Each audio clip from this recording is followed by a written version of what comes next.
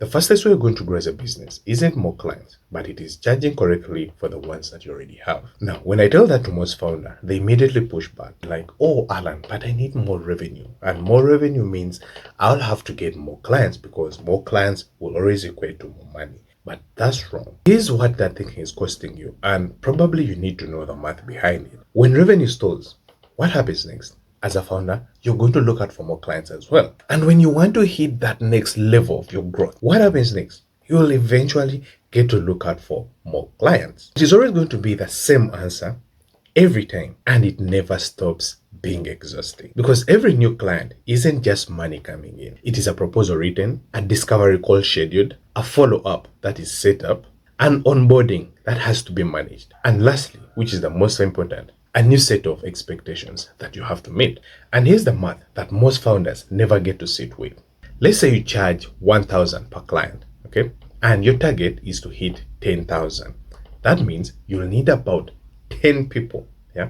And that is not just about 10 people. Those are 10 different projects, 10 different individuals that you have to deal with, and 10 different sets of demands that you have to meet as a founder. And all those things are going to be running at the same time. So if you try to flip this up, let's say you charge 30,000 per client and your target is to hit 10,000 per month. That means in order for you to hit your 10,000 goal target, you'll need about 4 clients, each one paying 30,000. So when you get to do the math, it is literally the same revenue target, but a completely different lifestyle that you're living. So this gets to imply that it was never a question about how many clients can I get, but always, am I charging what the work is worth? Now, for the past few years I've worked with founders, I've come to notice 3 reasons that all founders get to give to avoid raising their prices, even when they know that it's the right move to do. 1, the fear of no. For most of the founders I've worked with, raising their prices always feels like an invitation for rejection. And this is especially with the existing clients that they get to have. Because in their mind, they're like, what if a client leaves? Or what if a client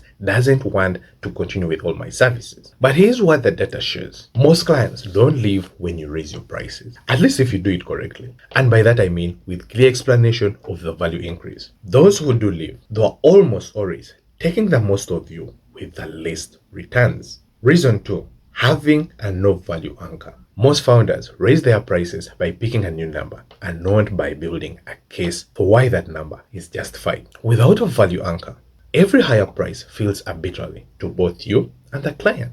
The third reason is the identity lag, and this is the deepest of all these 3. I've come to notice that most founders don't raise their prices because they don't see themselves as someone who can get to charge that much. Meaning that the price you'll ever get to charge as a founder is a direct reflection of what it is that you believe you are. So if it ever came to a point where you needed to raise your prices, here's how you're going to do it in 3 steps. Step 1, audit your current pricing against your current outcomes. So to do this successfully, I need you to pull out your 5 latest client engagements. And for each one, I want you to write what changed because of your work, not what it is that you delivered. And maybe just for guidance, this could be what results changed, what revenue changed, what time did you recover for that client, and probably what problem did you eliminate. In almost every case, the gap between what you produced and what you charged will be significant. And that gap is your pricing opportunity. Step 2, I want you to raise your prices on all your new incoming clients.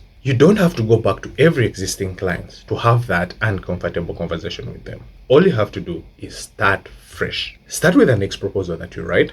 And within that proposal, I want you to charge what you actually want, meaning that the number that you actually get to charge should represent or reflect the real actual value that you create. And then after, go test it. So what I've found out with the clients that I've worked with is that those that pay the highest prices are the easiest to work with. I know because I find them to be the most committed ones, and above all, they're the ones that demand less compared to those that are under pricing. So step 3, and this is going to be the final step, I want you to build a pricing rationale, not just the pricing. Before you get to name any new number or any new price, I want you to be ready to explain it, not defend it. That's the difference.